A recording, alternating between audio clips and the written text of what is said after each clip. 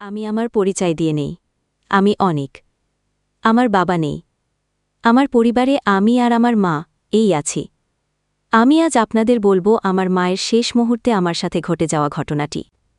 আমার মায়ের সেই কথাটা আজও কানে বাজে, যা তিনি বলেছিলেন তার শেষ নিঃশ্বাসের আগে। সেই দিনটা ছিল এক মেঘলা দুপুর। আকাশ যেন আমার মনের মতোই ভারাক্রান্ত ছিল। মা বিছানায় শুয়েছিলেন। তার রোগজীর্ণ শরীরটা সময়ের সাথে যুদ্ধ করে যেন ক্লান্ত হয়ে পড়েছিল।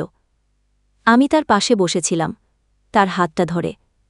হাতের উষ্ণতাটুকুও কেমন যেন শীতল হয়ে আসছিল। মা ধীরে ধীরে চোখ খুললেন।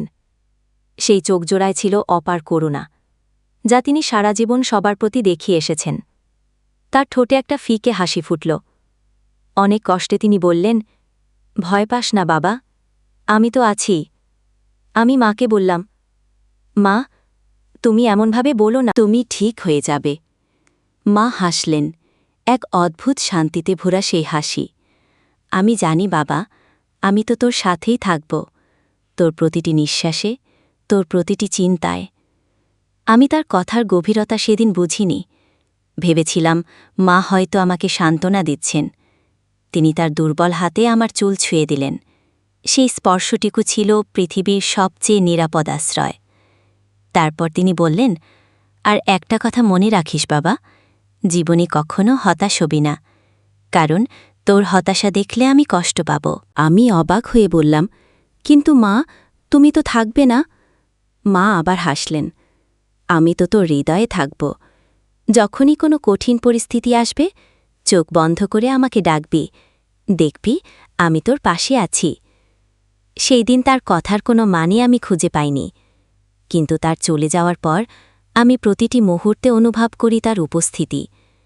যখনই কোনো বিপদে পড়ি, চোখ বন্ধ করে মাকে ডাকি।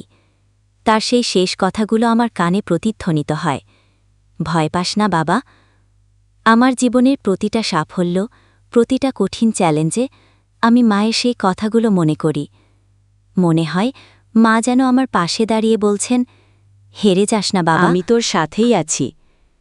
মায়ের শেষ কথাগুলো কেবল কিছু শব্দ ছিল না, সেগুলো ছিল এক গভীর বিশ্বাস, এক অপার ভালোবাসা। তিনি বলেছিলেন, আমি তো আছি, আর তিনি সত্যিই আছেন।